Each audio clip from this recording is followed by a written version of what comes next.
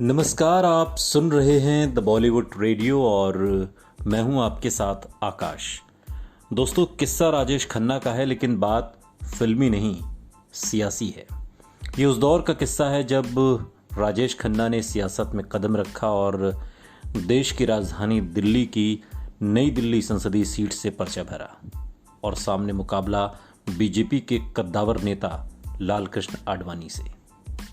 राम जन्मभूमि आंदोलन के माहौल में आडवाणी का राजनीतिक कद बढ़ गया था। राजेश खन्ना के करीबी लोग इस बात से परेशान थे कि आडवाणी के मुकाबले राजेश खन्ना का जीतना असंभव है। उनका मानना था कि कांग्रेस पार्टी उन्हें बलि का बकरा बना रही है, मगर राजेश खन्ना की सोच बिल्कुल अलग थी। उनका मानना था कि वो छोटे मोटे मुकाबले के लिए नहीं बने हैं और राजीव गांधी ने इतने बड़े प्रतिद्वंदी के सामने चुनाव में खड़ा करके उन्हें इज्जत बख्शी है। लालकृष्ण आडवाणी से मुकाबले के बारे में जब राजेश खन्ना से सवाल पूछा गया तो वो बड़े यकीन से बोले, आडवाणी जी अभी अभी गांधीनगर पहुंचे हैं अपना दूसरा नॉमिनेशन भरने के लिए। साफ जाहिर होता है कि उन्हें नई दिल्ली के वोटरों में यकीन नहीं है। ये बयान देते हुए राजेश खन्ना कुछ इस तरह उत्साहित थे जैसे उन्हें किसी नई फिल्म में नेता का रोल मिला है और वो पूरी शिद्दत और गंभीरता से उस किरदार की तैयारी में जुटे हैं। फर्क ये था कि फिल्म की शूटिंग में शॉट्स को अच्छा बनाने के लिए एक्टर कई रीटेक दे सकता है। राजनीति में आमतौर पर रीटेक्स नहीं मिलते। ये इंटरव्यू राजेश खन्ना ने नीना अरोड़ा को तब दिया था जब वो नई दिल्ली से अपना नॉमिनेशन फॉर्म दाखिल करके वापस बंबई पहुंचे थे।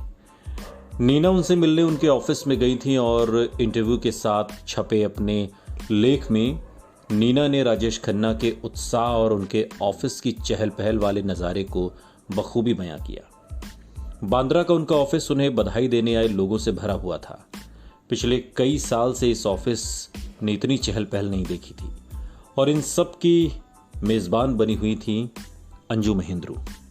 नई पारी के जोश से राजेश खन्ना का चेहरा दमक रहा था। नई दिल्ली कॉन्स्टिट्यूंसी जीतना इतना आसान नहीं होने वाला। आप वहां से चुनाव लड़ने के लिए क्यों तैयार हो गए? नीना के इस सवाल पर राजेश खन्ना चुप रहे और जवाब देने के बजाय अपनी नज़र के चश्मे के फ्रेम से खेलने लगे। नीना के मुताबिक ये राजेश खन्ना के किसी सवाल को अनसुना करने की पुरानी ट्रिक थी। अगर सवाल पूछने वाला फिर भी न समझ पाए तो वो उसे नज़रअंदाज कर देते थे।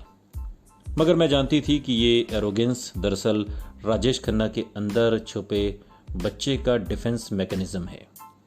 उस दिन वो बच्चा बेहद उत्साहित था और बहुत ज़्यादा नर्वस भी।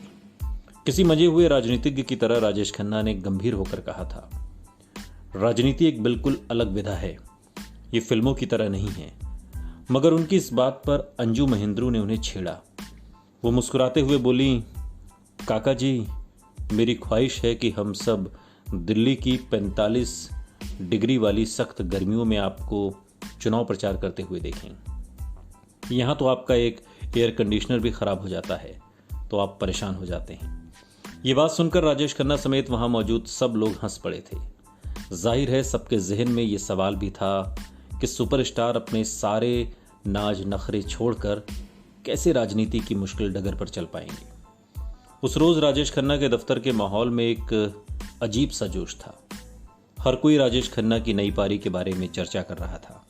राजनीति उन्हें रास आएगी या नहीं, वो चुनाव जीतेंगे या फिर हार कर वापस आ जाएंगे, लोग उन्हें इस नए रोल में पसंद करेंगे या नहीं। ये पूरा मंजर आराधना की रिलीज से एक दिन पहले वाले माहौल की याद दिला रहा था जब उनकी फिल्म आराधना रिलीज हुई थी। उस समय भी ऐसे ही सवालों ने राजेश खन्ना को घेरा हुआ था। राजनीति उनके लिए एक नई शुरुआत थी, एक नई आराधना। सुनते रहिए द बॉलीवुड रेडियो, सुनता है सारा इंडिया।